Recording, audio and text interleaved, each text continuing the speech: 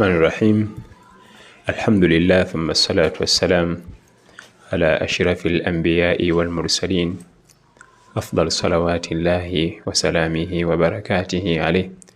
أما بعد السلام عليكم ورحمة الله وبركاته. وعليكم السلام ورحمة الله وبركاته. تبارك الله تبارك وتعالى chatuwadde obuwangazi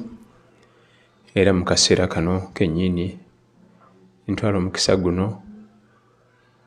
okubagiza b'ennyumba ya Sheikh al-Hafidh Sheikh Suleiman Ismaila Nkata rahmatullahi alayhi rahmatan wasa yatuvudde ku maaso naye kennyini okumusabira olugendo lwe yatandiseeko Allah lumwanguyize eyo gyali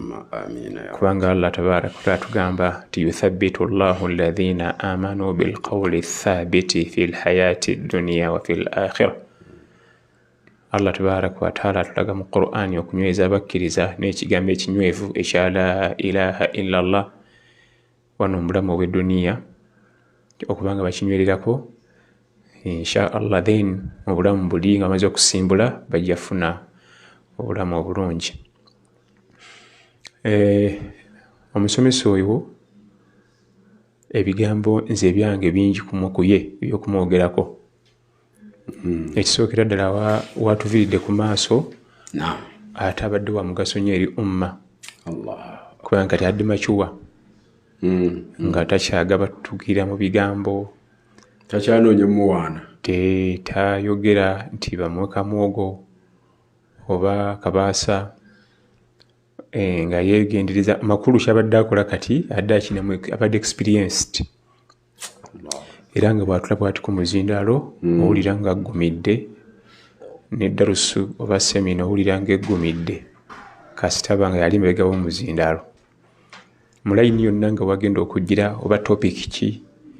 oba mugimusuddeko awo ng'owulira munywevu. Okusooka okumumanya nawulira katambi nga nvunula Qur'an kubanga nali simumanyi nga simuwuliranga nako naye bwe mpulira akatambi ke nga nvunula Qur'an al-Karim nemwekanga nembuuza omwana seekaani oyo twali waffe najja nankumi ku muzikiti abaana batunda obutambi yali amutaddeko awo nga tuva mu isha nensembera nemubuuza oyo yani nanga nti bamuyita Nkata yanga bugamba ekigambo kimu nti Nkata naye nsi neyankanga kwe kwongera okunoonyereza kuye nenyongera okuwulira ku nzivunula ya Qur'an bwe nayongera ogiwuliriza neyongera okunkanga nga ndaba mpanvumu eteekeddwa okuba nga akikola mukugu ya muntu mukugu siggwamu bigwe oba okubyetuuma oba obigattagatta kubanga olw'okubyetuuma nebifaanagana ng'ebituufu kituufu. Nentwala omukisa okunoonya Sheikh Ismaila Nkata yani Al-Hafidh Dr. Muhammad Haruna Bukenya yandabula nanga nti oyo khiriji al-Jamia al-Islamiyya oyo alina diguri okuva e Madina e Saudi Arabia kubanga yali antiisizza era ekyaleeta ekyo omutakula naye maze okwegomba enzivunula ye nga njala giyita ku paalo abantu bagiwulirize naye nga nkyatiddemu nga nkyekanzi nkyatidde nga njala kumanya omuntu omala omwetooloola omala okakasa ddala. Dr. Al-Hafidh Sheikh Muhammad Haruna Bukenya yakantema nti oyo munnamadiina naye lwakuba mu myaka mikaddemu awo wentegerera Sheikh oyo era neŋŋamba abaana baffe abamu production nti bwe mugifunira yonna Qur'an ya Sheikh mugiteekeko terina buzibu kubanga alabise nga mutegeke ate Sheikh olwagiteekako abantu nebawoomero kamala nga buli omu abooza bampe ku musomo gwa Sheikh abadde kati then netugenda tukwatagana mu madarasa agakuno agatali ga muno ntandika osisinkana ku madarasa aga muno n'agatali ga muno nga mu Johannesburg, Cape Town, Durban, Florida n'ebifo ebirala Juba era wafiiridde tube tulina safaari adde alina safaari gyalina okubaamu eya USA mu Darus ebadde eri mu pipeline eya UAE mu Ramadan era neebadde mu pipeline. Allahu akbar. Nasemba okuba naye mu darusu etali ya muno, twali Juba. Twali Juba Ramadan ne tusangayo oyogolaba nga tayisa talawiya zonna nga azimalayo.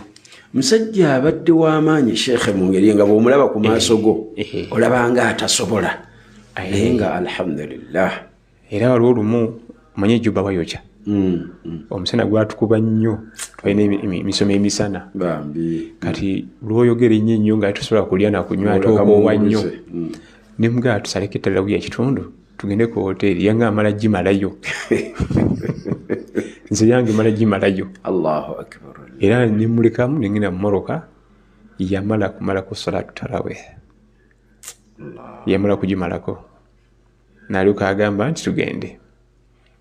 Era kulonda tula naye mu kifo kimu kubanga twaliko nze ne Sheikh Mafo Sheikh n'omugenzi mu safari twali basatu Juba era bwe twasomesa namutuulirira ne mubuuza kijja kitufuna ekirooto kino ekyokuvunula Quran. N'agamba nti yalabanga waliwo omwaganya munene nnyo babaddewo mu kuvunula Quran badde bayita mu kuwandiika ate ng'abantu baffe si balungi mu kusoma, kituufu, balungi mu kulaba n'okuwuliriza naye okusoma nti abikule abasinga kukaluba kumpi 90% kituufu si nkola yaabwe. Culture eyo yabali bamagulu meero y'okubikula ebitabo n'asoma. Ono omusajja omuddugavu oba omuntu omuddugavu culture eyo yamulema, teyagala nnyo okutuula wabikule naye omuteerawo okuwuliriza oba okulaba agoberera n'akwata nassa mu nkola. Bwe yafuna ekiteeso ekyo oba ekirowoozo ekyo n'alaba nga waliwo vacu munene nnyo tetulina Quran al-Karim mu kiko ekyo. Naye jjukira nti okuvunula Quran oteekeddwa okuba nga al-Hafidh. Butereevu kituufu, oteekeddwa okuba nga al-Hafidh kubanga ojja kuba ovunula aya eri mu Bakara ng'erina ginnayo eri mu Araafu. Kituufu nga zikwatagana obanga ekitundu kyayo ekimu kitandikira mu Bakara ng'ate eggwerayo oba mu Lukumaani. Kati kankuwa ekifaananyi. Mwanaam yagamba nti waindahu mafatihul ghaibi la ya'lamuha illa hu. Allah tabaraka wa taala yeesigaliza irimu y'ebintu biraano. Eyo knowledge yagyesigaliza teri kigirina kirala wadde bamalayika, wadde bamalayika ab'okulusegere, wadde bahamalatul arush abasitula namulondo kwatebenkedde. Eyo irimu y'ebintu bitaano tebagirina, yagyesigaliza. Kati eyo aya eri mu An'am kyokka ate egivuunula eri mu Lukumaani. Allahu akbar. Eraga ebyo ebitaano byebiruwa aga nti inna Allaha indahu ilmu saati wa yunazzilu al-ghaitha wa ya'lamu ma fil arham wa ma tadri nafsun madha taksibu ghada wa ma tadri nafsun bi ayyi ardin tamut inna Allaha alimun khabir. Kati eno ate kulaga inna Allaha indahu ilmu inna Allaha indahu wa indahu mafatihul ghaibi yayina ebisunzo bya irimu ya miteeko etaano. Eno yevunula biri nti byebiriwa biri ebitaano yamanya bikolagana ne kiyama. Egenda kubeera wuddi programu etandika etya kati nga gwe woliwo emikolo omanye ekisooka wano abako bajje wano wajja kujja basenga kati byonna programu nga bwegenda okutambula ku yomulukaya nti lyagimanyi tusooka kituzaako ki yabimanyi. Inna Allaha indahu ilmu saa wa yunazzilu al-ghaitha enkuba yamanye tonyaddi eddi buzitoki eneekosa teekose liita zimeka yamanye ekipimo kyayo teryamanyi kadde wadde bamalayika abakola mu department y'enkuba abatamanyi. Wa ya'lamu ma fil arham. Oyo mwana w'omuwala ali ku ssomero ye akimanyi abaana banaazaala bameka mu duniya, banaaba balenzi, banaaba bawala, munaabamu abalongo. Mutabani oyo gw'olina gw'oyagala obulungi ennyo yamanyi anaazaala baana bameka mu nsi. Wa ma tadri nafsun madha taksibu ghada. Teri nempresentinga program nensala dhuhur nenda lunch digri kawungezi nenzirayo gwekyo kyolina wakati mukuba okabodo kukuba wakati tobirina tosobola okugwa mu trailer tobirina okubika kusawa 10 nazi kwanje tosobola la hawla wala quwwata illa billah olite kati Sheikh Nkata botunira emisomo gye gyonna oyinza oganta adasiibula butereevu kubanga yogedde ebigambo bingi egizigiddiringana ennyo bwe tuba kubanga situmanyi nnyo aqida tuga nti yamanyako abadde asiibula nga yategeerako ekitaliiyo kuba nesinga adde yamanyako Sheikh teyandibaddeko ne ku mizinda anti takyayogedde wama tadiri nafsun maatha taksibu ghada tosobola kumanya bikutukako nkya irimu eyokutaano etalinaalina okujjako jalla jalaaluhu wama tadiri nafsun bi ayi ardhin tamuutu olifiira wa olifaaki luliba lwakumeka sawa meka nombeki teri kubanga tuyinza kimanya nti takisi mugenda okuba egenda gwa mutuleera nogituulamu tosobola abadan kaboda kagenda kubukako omupiira nga tukkirira ebyo Allah ebyesigaliza kati ekindeeseza bino Sheikh bwe yaŋŋamba nti tosobola kuvunula Quran nga togikwata kituufu kubanga waliwo aya ejulira ng'ate gyejulira eri musula ki ndala ate neyinza okujja ng'ejulira emirundi ng'ena ng'ena gyetandikira nedda musula endala neebuuka negenda mundala neebuuka negenda ewalala kati anyumiza naŋŋamba nti bwe nayagala ensonga eyo ng'ekyo nkimanyi nensooka ntula butuuzi ate nsooka enkola ehifizo ey'obukulu si nnyangu ey'obukulu si nnyangu kwata Qur'an anti oba otudde ng'ogira ng'essimu ejja nti omwana bamukumirizaawo fiizi oba nga busiikuka zobadde okutteko nga zibeera mahajura hijira mahjura la hawla wala naye naŋŋamba nattunka n'ekyo bwe yamala natandika olugendo lwe olwo lwowulira naye munange bwowulira Qur'an ye egyowulira si yabikola kuba namubuuza wafuna ddi kasudayisi ogende ng'omunyiga busoma aya bwegivunula bwateekako eddoboozi ya sekasudayisi nanga ndi sinange sibimanyi ebyava mpulira biwulire tamanyi babikola ye yasomanga aya n'agivunula n'asoma aya n'agivunula ne wajja oba baani abo tuli bamanya kitooza gye bujja ne bateekamu sekasudayisi nga ono yavunula ate sekasudayisi yavunulira subhana malikal qudus nga sekasudayisi asoma aya Sheikh n'agivunula naye netamanyi yakola ekyo n'oyo naye ekikola yeekweka tuli mumanya kati ate waliwo kenawulidde akapya nga bateddemu Dr. Kasim Mutazinba mu Sheikh Nkata subhanallah oli yazina deletinga mu sudayisi yenna n'ateekamu Dr. Mutazinba ndowooza ye yalabye ng'okuleeta ab'ebbali nga n'abaffe tubalina wano n'addira munnayuganda nga yasoma ng'ate munnayuganda yavvuunula mulimu gw'amaanyi Qur'ani ennamba ate naawe abikola akola editing eyo olina okuba nga olina obwongo alina kuba hafizu kwekyo oluyita luto olina kubanga bimakinga oba oyinza okukola ensobi kubanga Qur'ani nyanja Qur'ani ngazi naye lumu tuba tuli mu hijja sanga omu ku bamasheekhe baffe abato ng'ali mu library agula bitabo agula zitafsiri zokka Bagawi Ibn Kathir Suyuti Shawkan aguze nemubuuza bino byonna obirazaawa nanga njagala kubeera nga Sheikh Nkata subhanallah njagala kubeera mukugu mukuvunula Qur'an nga Sheikh Nkata 217 ndowooza nembuuza nti yo wagikwata nanga nti sinamu wadde juzu n'emu nemugamba nti ebitabo byonna tusasulako n'ekimu bireke tusasulako wadde n'eki tusasula sookoddeyo nambuuza ati nemuga sookoddeyo mala okukwata Qur'an Karim toyinza genda musinya wano nga nepiwano tonnagiyingira ne piwa tonagiyingira tolina wadde juzu n'emu ng'ogula tafsiri bunu kathiiri ne mugamba nti ekirooto kyo si kibi ekirooto kirungi naye waliwo amadaala g'olina era osobola okituukiriza naye baako bweweebuuzaako ebyo ogenda bigula obiteekaawo enfufu n'ebiyenje bibeera omwo paka ebirikaddiwa tolina tiyinza somamu neeki sooka oyite mu kindagatini naye eyo yonna byonna mutedde ku mabbali sheekh naŋŋamba nti kyekyali ekirooto kye n'atandikira eyo najja ng'aseseetuka naye nno abadde aludde mu field naye okusooka ensi yali temumanyi ekituufu ekyo sheekh bw'okyogera kituufu adde aludde mu field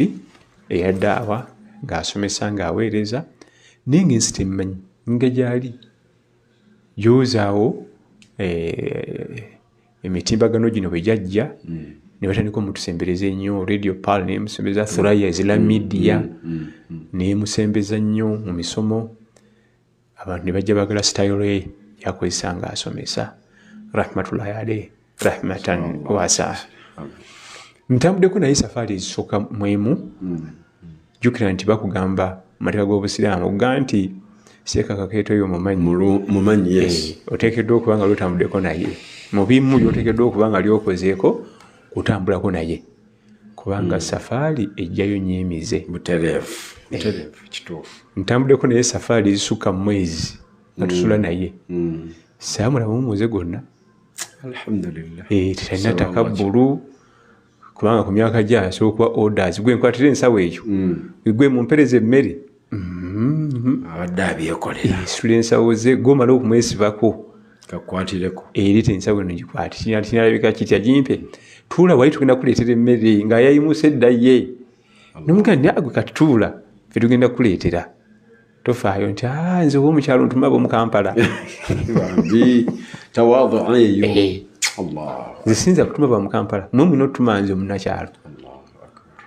simulabisambulamu muze gwonna twali naye masafaari mangiko mu zihoteeri mu amahoteeri ag'ebbeeyi ennyo naki era ye ng'akubuulira tenze munange ndi wakyalo kano simanyi bakakola nomugamba nti sawa obusanga lwa amazzi gajja kujja ng'anoonya akasumulula amazzi takalakutoka nomugamba nti taapu ya sensa gweteekawo bwoti engalo bajja kuwa amazzi nti akunako nkayize teeraga abadde talina kweteeka mu butaala byatamanya gambirawo tinze kano jangu kandagira kino bakikola batya twaliko olumu mu Johannesburg waliwo omwana omulenzi abeereeyo e South Africa naggaga Allah mutukumire nga yatuvuga waliyo bayita Dumba Adams waliyo bayita Abdul Karim owa Royal Kings Schools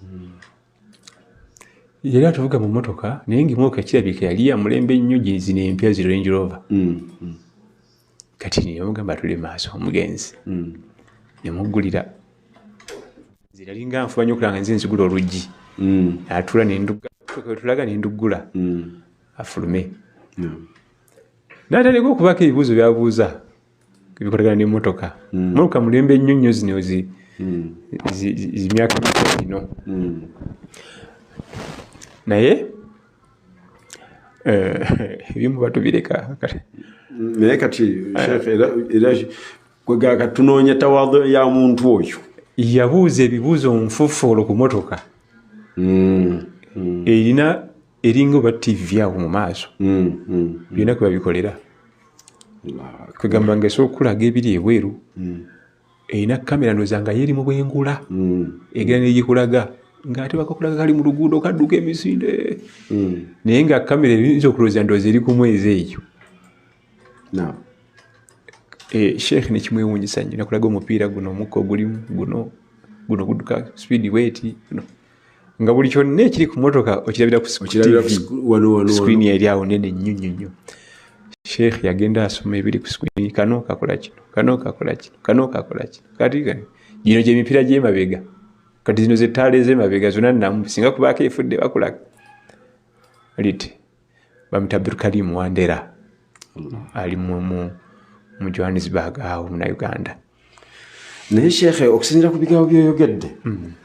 ndaba nti tunoonyezza nnyo mu bwetoowaze bw'omuntu olina emabegako eri ku misomo gyo gy'ozosomesa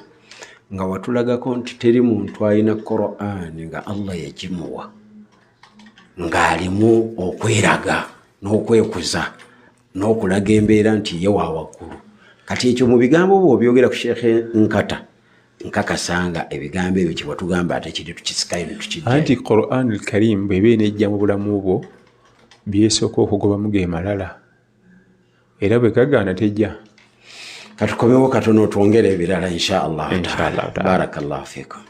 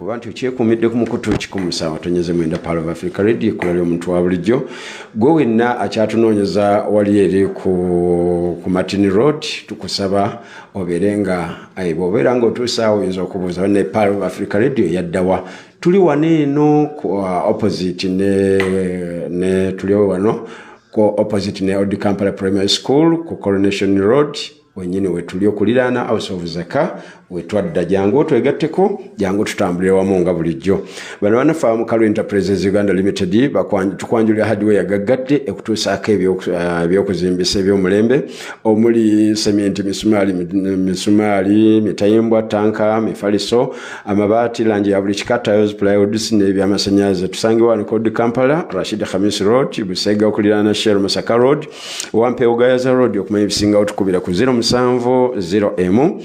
16 kinana asatu mutamba 070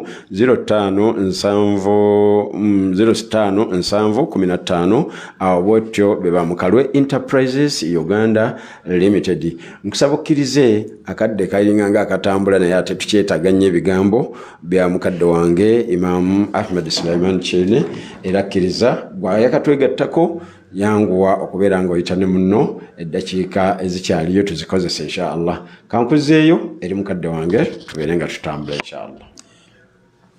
akati tubaye tugaa nti Quran al-Karim bweba enejjambula mu bw'omuntu mu bimu ku byalina okusooka okukyusa neeyisa bweyegaana tesobola kujja mu bulamu bwo mu byo amalala buno bega buno bulabe esooka nebukoona nebukadda mu layini singa bulemerayo tesobola kutuwa tebeera muntu w'amalala nti yo eyina entondo nyingi bw'ogaana okujja mu layini yaayo tofunayo wadde hatta olaba newewoze mu layini yaayo oyinza okufunayo akatini si yakusaaka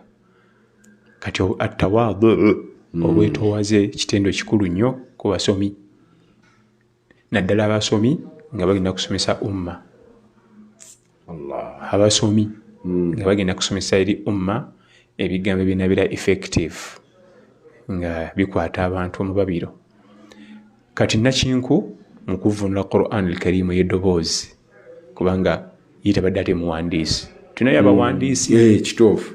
ng'ate bo newe omugambo egivunula awo na lulimi ate ebiyinza obutatambula naye ate bw'oba osomye busomi ate mukwatagana n'akunnyonnyola naye ate mu eyayita style empya ebadde style empya nnyo wano waffe Sheikh al-Hafidh Ismail Nkata rahmatullahi alayhi rahmatan wasa tumusabira Allah musaasire olugendo lwe yatandiseeko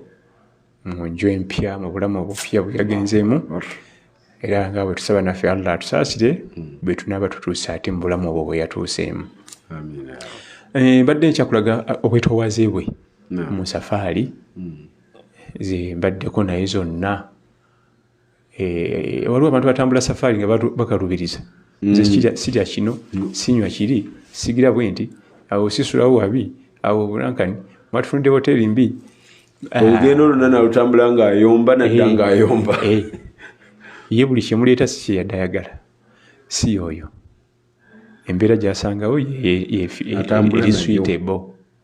buli gyasangawo eba suitable so sinze bino sibirya nze wano sisulawo kyasangawo mubyenamulako amaana nga bomanyi bwe mutambula eyo osanga abantu nga nti bali tusomesa kano kasukaali kako kano kaseeka nkata naye jjukira buli tabaayo munno mutereevu noono tagenda kuddamu amusanga amubuuze nti wayi kasukaali nakuweereza kaatuuka egyo beta amaana oga nti wayi nasanze omwami mu kifo bwe kiti naye yampa emitwalo gy'etaano gino giigino eyo amaana ezimu ku amaana ezitali nyangu kuba nti kuli accountability butereevu kituufu n'olitaddeyo omusanga nti omubuuza nti n'omutegeera tiwamutegedde kuba tiyemugedde namanyi ekyo alhamdulillah kale no bannange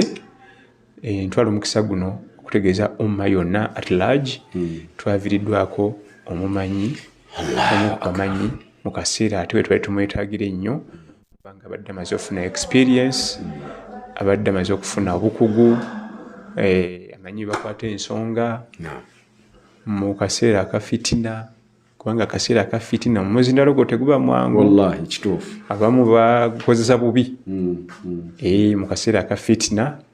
buli ajja abamu agukozesa bubi n'asiwuuka empisa n'akasukawo byakasuseewo oba binaakosa oba tebyekoseye tumubuulira ebyo naye abadde mwegendereza nnyo mu kaseera ng'ebintu bitabuse okupima n'atupimirako ebyo n'atumala ebirala n'abyesigaliza naye nga balina naye ebizitowa naye n'atuwako ebipime aga nti kambaweereza ebyo bino kambyesigalize bwebaka bwange bwe njagadde okutuusa eri umma oba oliawo biidhinihi tabaraka wataala n'okusaasira b'ennyumba ye naddala omukyala n'abaana kubanga kaseera kakugezesebwa n'okutegeeza abantu nti yafunye enfa ezitali nnyo okuseega si kirungi okuseega si kirungi era akuba eyo enfa yeetaaga nga katawuba kabadde kwekali okuseega kulina advantage ne disadvantages okufa amangu nako kulina advantage ne disadvantages okulwala kati noofa n'otafuna nnyo bakusale bagenda India bamuggyeko akanyama bagankani bakyuse eriiso basonde zino basonde ziri noofa nga bakusokodde bakusokola ate era noofa n'obonyabonya famire yo abaana sente ate era noofa akasente abasigaddewo ke bandibayambisiza lwakuba ekiri mu kuseega abamu bafuniremu omukisa okukola tawuba kubanga amanya nti bino byensiba bikutuuka bino kanneetereze niyo bulumi saate mukana akolwalamu akatini tofuna mukisa gwa tawuba niye owona ebyo olabanga enkyaddayo eka owona ebyo ebyabo tugende India bagenda mulongoosa bagenda mujjako akanyama okebera kansa ekigambo ekyo bw'okiwuliranga sagala nakiwuliza nze obimu ku bigambo byesagala kuwuliriza kyekigambo ekyo okujjako akanyama kibi nnyo nnyo jamaani sirina gwe nalinda bwe baali bajjeko kanyama nadda naye bakajja wennyini nze ndaba na wennyini kansa yennyini ate kubanga bakajja mu lubuto munda gye bakayuza bwe bakayuza wennyini wasigalawo bbwa nalwo teriwona oluwaya lugendeyo munda mu lubuto ne lukayuzaayo kati abo baabongeddewo ate bulemu Allahu akbar nabuuza omusawo niwano ku lugalu waliwo akanyama wano ku lugalu bajje wano akajje kungulungulu awangu naye nga okusinziira ku experience oba ku buyigirize bwe kalina kuva mu lubuto ondoze babagamba bagende bakakebere balaba kale nibyebyo mu programu eno benjagadde otuusa eri bannaffe okujjako mwena kyongamba ekirala alhamdulillah imam tukweyanziza tusaba Allah subhanahu wa ta'ala abeerenga akusasula obulungi mu mbeera eyo nayina gy'otutambulizaamu okutujjukiza bannange okufa kw'omuntu kubeera ate kuyigiriza eri gwasigaddewo ng'oli mulamu okusinziira ku bigambo imaamu byayogedde kati imaamu okusinziira ku ebyo tugendeko mu kutunuulira omuntu yenna waliyo omuntu asobola okuba nga alina Qur'ani agikutte bulungi n'ayingirwamu tugeze embeera za byamizannyo omuntu wakungufu omuntu wa bikonde omuntu wa biki Qur'ani nebeera mahajura mutwe nefuumuukamu nesenguka Qur'an al-Karim omuntu yenna asobola ogikwata asobola okuba munabyamizannyo ebbanga lyamala nga byakola biri halal asobola okukwata era Qur'an al-Karim esobola okuva mu muntu nemuddukako nabbi yakigeraageranya sallallahu alaihi wasallam n'eŋŋamiya ebadde enjala eŋŋamiya ebadde ng'enjala egiruma ne bagijjamu omugwa naye ng'ebyokulya ebirengera mu distance emisinde gyebwenyuka ye Qur'an al-Karim Qur'an al-Karim okuva mu muntu kasita ava ku system yayo nga okwebagala ebyonoono simanyi azanya ludo sijja kuleeta byonoono binene kampite ku bino ebitono abeera ku TikTok asindika bw'atunuulira ebifaananyi ebyo abakyala bambadde obuntuntu ebyo Qur'ani tosigaza efumuuka Allahu akbar nezikira anti Qur'ani ebanga nnimiro bw'otayitayo bw'otagiza bujja buli ogenda okuyitayo nga tulina wasakigere nga wazise ayo zinoonya netandika wakati neebula oba netandika ne wakati netambula gyeggwera neebula nga tulaba kkubo efuumuuka era edduka naye emizannyo giri halal mu busiraamu tegirina buzibu na Quran al-Karim. Emizannyo egiri halal okugeza emizannyo giri fiziko gyonna nga girimu amaanyi kudduka kutuyana kusamba mupiira kasita gibaako ebintu bisatu. Ekisooka muraat awqaati ssala okubanga tobikolera mu biseera bya sala. Ekyokubiri al-libaas enyambala obutambala bwetwogera n'okunyambala balowoozamu bakyala bokka n'abaami bennyini ennyambala kikulu n'abaami bakola enkunamyo bakunamira. Ekyokusatu obutabaamu kumokola kwetemula kati ng'emipiira abamu ate kulinnya mu kifuba kire naye ng'agenderedde ebyo byokutemula nga tebiriimu ebyo kasita bivaamu emizannyo gyonna egiri fiziko mirungi era bali gikubirizibwa n'okukubirizibwa kubanga gireeta fiziki n'okola bulungi ibaada ng'oli mulamu. So okuva ku sujuudu okuyimuka okimeera akendala ng'oziitowa weekera buweekezi egyo emizannyo giri fiziko egipakusa omubiri egipakusa omutima mirungi nnyo. Ye gwe yazannyanga sallallahu alaihi wasallam yavuganga nsolo za mpaka. Olwaiza twandiise ng'emmotoka z'empaka yagwagalanga nnyo. Anti nagwo guli fiziko nnyo tevugika. Obwongo bulina okuba nga bukola 24/7 ate omubiri javaayo ogwe eno gibalansinga. Allahu akbar. Kubanga tebakusibira kulinga asibyeko omugugu oba obuukabuuka ng'edduka ekiyitaga fiziki. Abatuliza tuli ku Qur'an ekitiibwa tulabye mukadde waffe almarhum Sheikh Ismail Sulaiman Nkata engeri gy'adde atambulamu n'okweyisaamu ng'ate musajja abadde hafiz Qur'an ekitiibwa ng'agiina. Imam waliwo ekintu kino tukize tukyebuuzabuuza nnyo. Omuntu asobola okufuna ebibiri n'aba nga muyimbi ate ng'eno hafiz kisoboka? Nedda. Kyekimugaana anti okuyimba allaga nti wama allamnahu shi'ra wama yanbaghi lahu. Qur'an al-Karim si nnyimba era tebiyinza kutula mu kifo kimu byombiriri tebigwana na kuba wamu kubanga nabbi sallallahu alaihi wasallam abantu b'omu Makka bali baluza muyimbi. Allah n'agamba nti simuyigiza nk'okunyimba era sina level ye ali waggulu nnyo nnyo ku level. Ennyimba olaba omusiraamu wa bulijjo nga takwata Qur'an okutandika okuwuliriza ennyimba aba okuyimba kibanga omwana wa siniya wano n'addayo mupi wano. La ilaha illallah. Wisudde eddaala ddene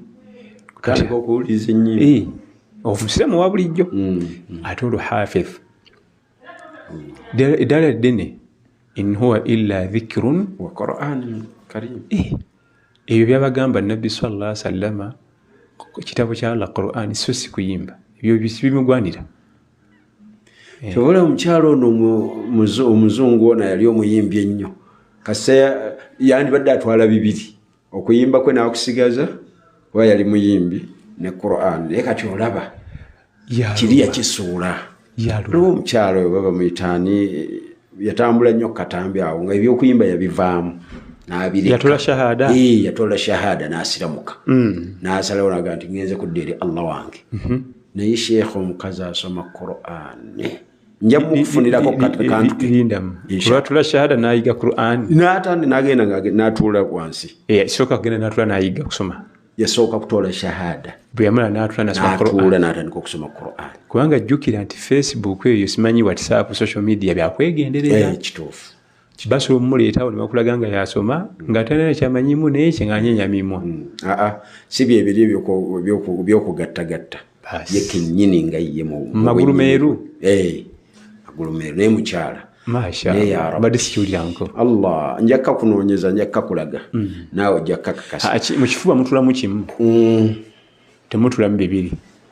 Naye ng'omuntu asobola okugamba nti kino kati kankireke bw'aba tugeza abadde muyimbi naga nti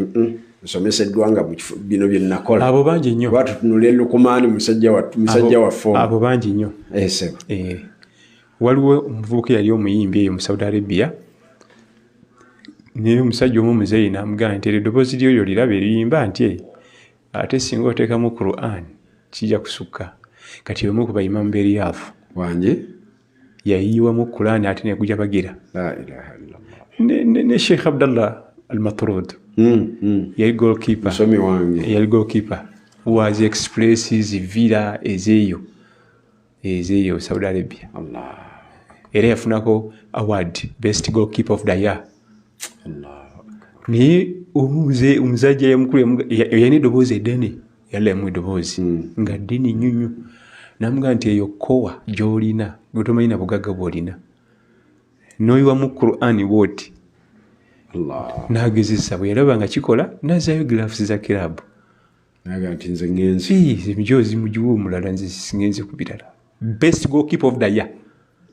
na award nge muli mutano ganti nze ngenze namanya nti bino bya dunia kangende kati nakwata ensi yonna mu babiro yomu ku basomi ba Qur'an abawulirizibwa ensi yonna Sheikh Abdallah Muhammad al-Matrud musajja mulungi soma Qur'an nseneekerevu okuva lwatandise mpaka lwamala pesi ebireeji muterevu abamu pesi ekyukamu asewa omusomi wange oyo pesi kwe yatandikidde ne wakati ne wasemba ebireeji tekyuka edoboozi lyetandise nalyo ne wakati ne wasemba kale nno kisoboka bulungi omuntu okukyusa era oluggi luggule naye lwakuba ekitakkirizibwa kwe kuva ku Qur'an nogaa nze ngitadde ngenze kuyimba kuba ngenze mu birala kubanga oba ova ku gold ng'ogenda ate ku ttaka oba osulawo ekirungi ogende mu kikyamu wallahu alam Sheikh tweyanzege okusinzira kadde akenyini akatutwalaganyiza naye nga okusingira ddala nsaba okkirize ku lw'abatuuliriza nkwebaza nnyo ate naawe tetujja kwogerako ng'ofudde byogera kuseeka Nkata webale kubeera muntu musajja mutawadha yes ekyo ffe tujja kyogera gojja kikayanako naye tukwebaza kubanga